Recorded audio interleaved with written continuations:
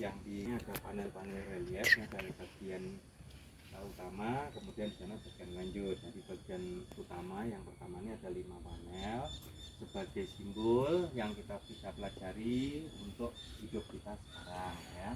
Hidup kita sekarang kita isi dengan banyak melakukan kebajikan, terutama diawali dengan kebajikan yang paling simpel dan paling mudah serta siapapun bisa melakukan, yaitu dengan sedekah ya.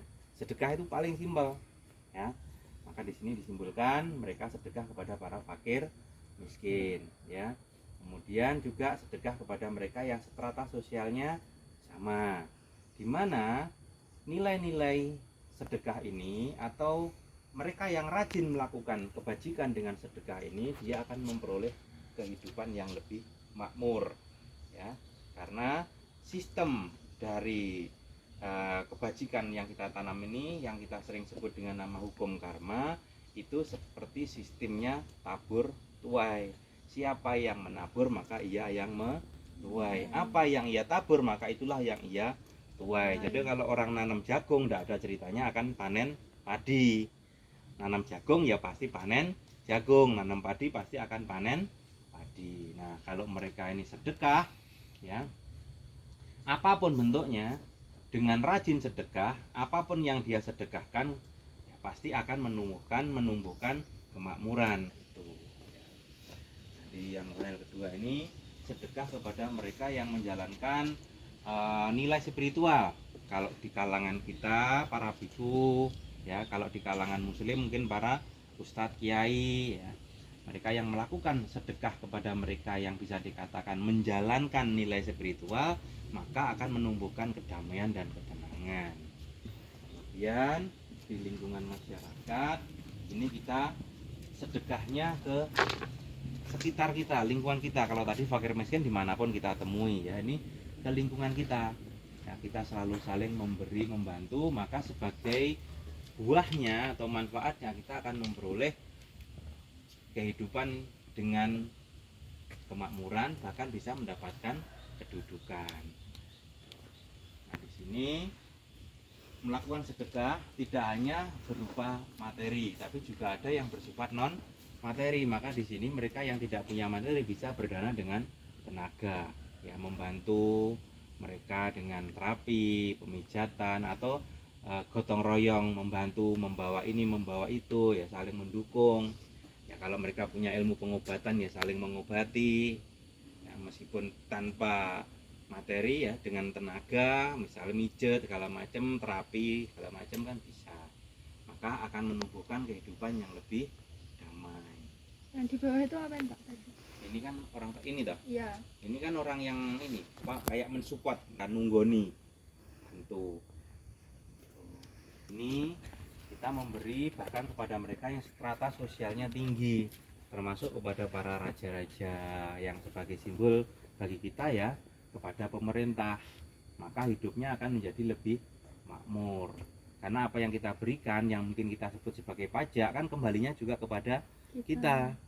Tuh, jadi sedekah tidak hanya kepada fakir miskin, lingkungan kita yang strata sosialnya sama, juga kepada mereka yang strata sosial tinggi, bahkan ke pemerintahan ya, tetap akan memberikan manfaat kemakmuran bagi semuanya. Selanjutnya di sini ada 3 ruangan gua ya. Yang pertama ini namanya Bodhi Bajra, yang tengah Bodhi Amita, yang paling ujung Bodhi Mahkota.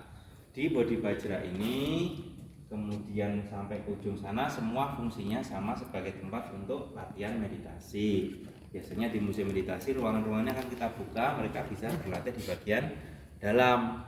Tadi sudah disebutkan kalau latihannya kan setiap bulan Juli sampai dengan Oktober. Nah, di bulan itu biasanya di sini musim berdiding, musim dingin. Maka selain mereka menggunakan ruangan tertutup yang ada di tempat sembahyang tadi, mereka bisa menggunakan ruangan-ruangan seperti ini untuk bisa latihan dengan suhu yang tidak terlalu dingin ya. Untuk reliefnya di bagian dalam ini relief orang yang sedang berhormatan kepada pohon bodhi ya. Pohon bodhi tadi sudah disebutkan, pohon bodhi sebagai tempat untuk bernaungnya Siddhartha Gautama hingga menjadi Buddha. Jadi saat ia bertapa di bawah pohon Bodhi. Maka sebagai simbol penghormatan dan penghargaan kepada pohon Bodhi, maka banyak para umat yang melakukan penghormatan kepada pohon Bodhi. Itu apa, Pak? Yang itu? Batu ini biasanya dimanfaatkan oleh para umat yang latihan atau masyarakat yang latihan menggunakan menyan atau menggunakan dupa. Ya biasa mereka menancapkan di batu itu. Ya, tapi ada juga yang mereka nggak pakai atau mereka nggak masalah. Tapi ada beberapa yang dia senang dengan bau-bau harum, katanya bisa membuat lebih cepat senang. Gitu. Nah, untuk gambaran yang luar ini sebagai simbol pohon kamakmuran yang sering menjadi simbol dari dinas lingkungan hidup, yaitu pohon kalpa taru. Konon diceritakan pohon kelapa taru ini tumbuhnya dari bumi ini atau dari alam manusia, bahkan bisa tumbuh berkembang karena makmur sampai ke alam para dewa. Maka di sini dijaga oleh para dewa dewi. Nah, dewa dewinya sangat unik, berbadan manusia tapi berkaki burung, yang dikenal dengan nama Kinara dan Kinari. Nah, Kinara Kinari ini juga sebagai simbol dari kesetiaan hidup, ya, kesetiaan antar pasangan. Ya, ini makhluk dewa. Nah, ini yang menjaga pohon kalpa taru.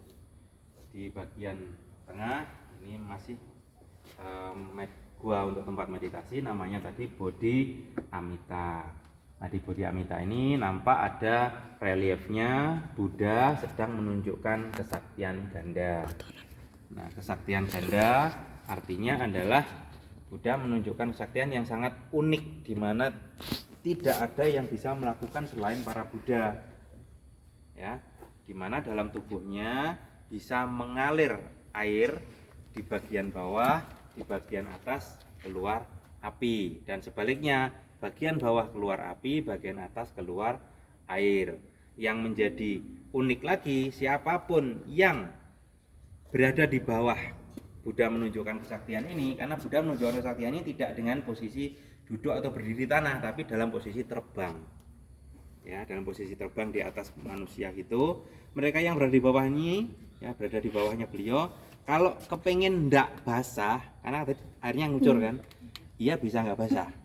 Tapi kalau ia ingin basah, ia juga bisa basah.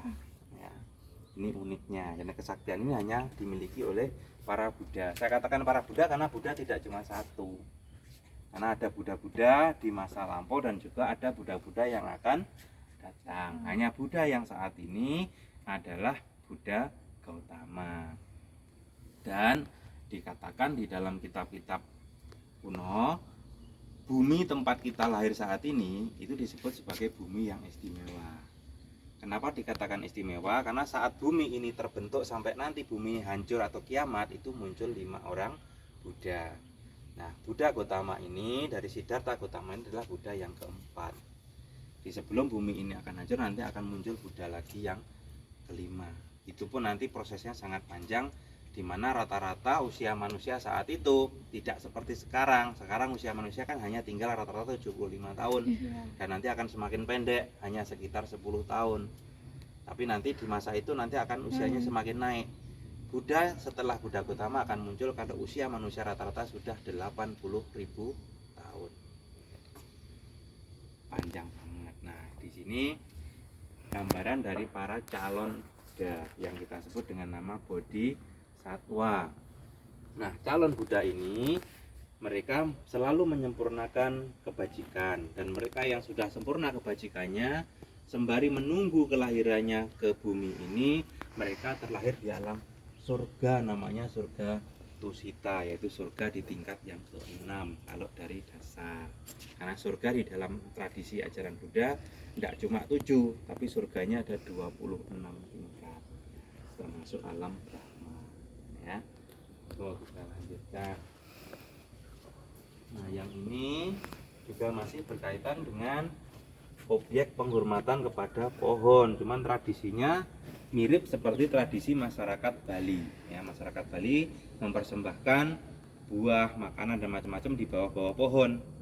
Yang intinya bukan memuja pohonnya, tetapi makhluk yang ada di dalam pohon tersebut sebagai wujud dari penghormatan kepada para leluhur. Maka kalau misalnya nanti ke Bali, sudah pernah ke Bali semua? Sudah kan? Pernah tanya enggak sama masyarakat Bali kenapa mereka melakukan puja? Terus perhatikan nggak mereka memujanya apa? Mereka makanannya macam-macam. Kadang dari makanan yang untuk orang dewasa ya sampai dengan manisan untuk anak-anak. Nah, mereka mengatakan untuk yang manisan itu adalah mereka untuk mereka-mereka yang meninggal di usia anak-anak. Atau bisa dikatakan untuk leluhur yang masih anak-anak. Ya, nanti ada juga untuk leluhur yang usia dewasa. Nah, makanannya juga mereka bedakan. Jadi untuk simbol penghormatan kepada para leluhur, bukan penghormatan kepada pohonnya. Oke. Ini gua yang terakhir, namanya Bodhi Makuta. Di dalam pohon ini, di dalam gua ini terdapat orang yang melakukan penghormatan kepada stupa. Tadi dikatakan stupa sebagai tempat untuk menyimpan abu jenazah. Maka sebagai simbol penghormatan kepada para leluhur. Kalau ini apa? Ya, yang itu gudang. Oh. Kalau tadi cuma 3 gua. Nah, itu gudang. Nah, di ujung sini ada yang namanya Bodhi Agara. Bodhi Agara ini dimanfaatkan juga sama sebagai tempat menyimpan abu. Sementara masih kosong ya. Ini ada 2 lapisan. Yang paling atas ini ada lapisan dengan simbol roda, yang bawah dengan simbol bunga. Nah, untuk yang simbol roda ini dimanfaatkan sebagai mereka yang meninggal sebagai par. Kemudian yang bawah ini untuk para biku-biku junior. Sementara semua masih kosong. Nah, di paling atas ada gambaran Dewa Dewi sebagai simbol bahwa di dalam proses perjalanan hidup kita ini, sebelum kita mencapai kesucian tertinggi atau mencapai pencerahan tertinggi, setelah kematian bisa terlahir di alam-alam surga. Maka ada gambaran dewa dan dewi. Oke, dari sini sebelum kita menuju ke relief 9 panel di ujung sana, saya ulas dari ujung sana lagi. Di ujung sana tadi relief yang menggambarkan kehidupan saat ini yang harus diisi dengan banyak kebajikan ya. Kemudian dikembangkan dengan berlatih ketenangan batin. Meditasi kan ruangannya. Nah, setelah mencapai puncak kehidupan maka tercapailah kematian. Ini sebagai simbol kematiannya. Nah, tadi kalau sudah banyak kebajikan, kemudian menenangkan batin dengan meditasi dan mencapai kematian, maka akan tercapailah kehidupan yang membahagiakan di alam-alam surga. Simbolnya dari sini. Ya, jadi 9 panel ini adalah simbol kelahiran di alam-alam bahagia atau alam-alam surga, dari 1 sampai dengan 9 di ujung sana. Silakan kalau mau difoto.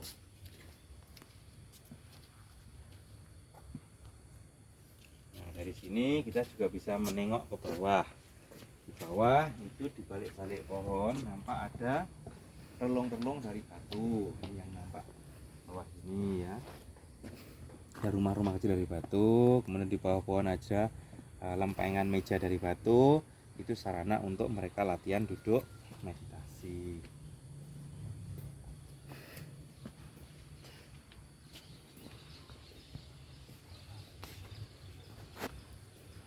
Apa iki mek guru koyo nganune 9 pilar iki tentang surga tok. Tentang surga-surga ngono. Oh iya kah?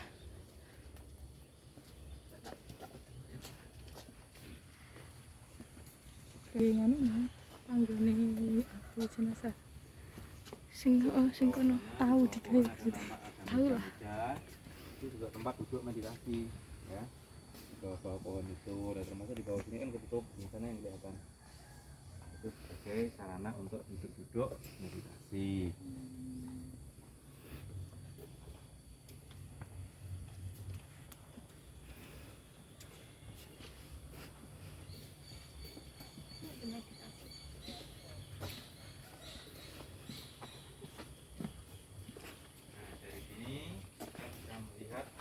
Candi.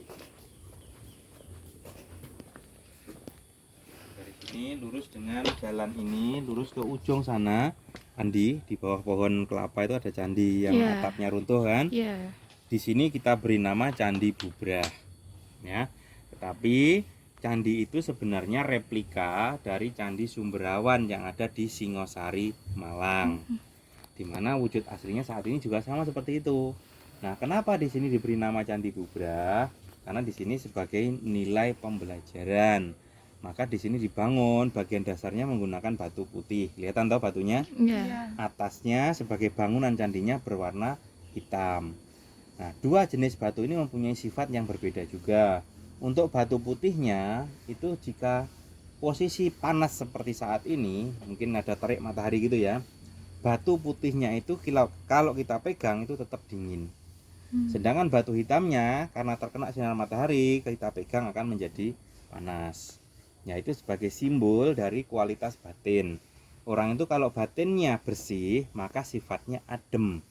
Ya, tidak mudah marah dan macam-macam ya. Sedangkan yang hitam itu adalah kualitas batin yang buruk ya. Kalau orang kualitas batinnya hitam, maka akan menjadi pemarah dan lain-lainnya. Nah, jika kita ingin meningkatkan kualitas batin yang putih, maka dari ujung sana naik ke atas, di balik pohon ini ada namanya gerbang kembar. Karena pohonnya sudah besar jadi nggak kelihatan. Ya, ada gerbang kembar, yang bawah namanya gerbang malu, yang atas gerbang takut. Artinya supaya kualitas batin kita menjadi lebih bersih, kita harus punya rasa malu berbuat buruk dan takut akibat perbuatan buruk. Supaya nanti naik ke sini ketemu dengan pohon besar, inilah yang namanya pohon Bodhi asli. Yang itu, Kak? Ya, yang besar ini. Dan pohon Bodhi ini masih keturunan langsung dari tempat di mana dulu Buddha mencapai pencerahan. Ini bibitnya dari India langsung. Ya. Nah, maka tadi disebutkan setelah punya rasa malu dan takut, maka akan ketemu dengan pencerahan pohon Bodhi ini. Setelah ketemu dengan pencerahan, melaksanakan kehidupan dengan baik sesuai dengan kebenaran, naik lagi ke sini. Di sini ada patung yang menghormat ke pohon Bodhi, yang menghadap ke sana kan. Nah, patung ini sebagai simbol orang itu kalau batinnya sudah punya kualitas pencerahan, maka akan menjadi lebih tunduk, mudah menghormat kepada siapapun. Tidak congkak, tidak sombong, tidak tinggi hati, selalu menghormat kepada siapapun, baik itu tua maupun muda, bisa menghargai orang lain. Nah, tapi kualitas batinnya perlu ditingkatkan lagi sampai sempurna, maka disimbolkan dengan menaiki tangga langit ini. Kenapa dikatakan tangga langit? Karena tangga ini sangat tinggi dan curam. Ya, berjumlah ada 90 anak tangga khusus yang putih. Kalau yang hitam bawah sana tidak dihitung, itu totalnya ada 24. Jadi ada 100 lebih. Nah, kenapa menggunakan simbol 90? Karena di angka 9 adalah angka yang tertinggi. Setelah angka 9 tidak ada angka lagi, kecuali akan mencapai titik 0 atau kekosongan. Nah, jadi setelah batinnya ditingkatkan terus sampai dengan level ini, tercapailah titik 0 atau kekosongan, yang dalam bahasa umum disebut kita bersatu dengan Tuhan Yang Maha Esa. Nah, nanti kalau sudah bersatu dengan Tuhan Yang Maha Esa, maka tercapailah kesempurnaan, mengarah ke sana. Gerbang besar ini dinamakan sebagai gerbang kebebasan. Ya, kalau sudah mencapai pencerahan sempurna, mencapai titik 0, maka tercapailah kebebasan. Itu. Ya. Ini ada pertanyaan? Oke, kembali ke sini. Nah, tadi relief ini melambangkan kelahiran di alam-alam surga. Sekalipun sudah terlahir di alam surga, bahkan surga yang paling tinggi sekalipun, kalau kualitas batin masih mempunyai baik maupun buruk, maka ia akan mengalami kelahiran lagi, yang mungkin Anda kenal di masyarakat umum dengan nama reinkarnasi. Tapi kita tidak menggunakan istilah reinkarnasi, tapi kita menggunakan istilah kelahiran kembali. Ya, maka mereka yang sudah masa kehidupannya di surga habis dan ia masih mempunyai batin baik maupun buruk, dualisme ini masih ada, maka ia akan lahir kembali. Maka disimbolkan dengan gerbang ini. Gerbang ini disebut sebagai gerbang kelahiran kembali.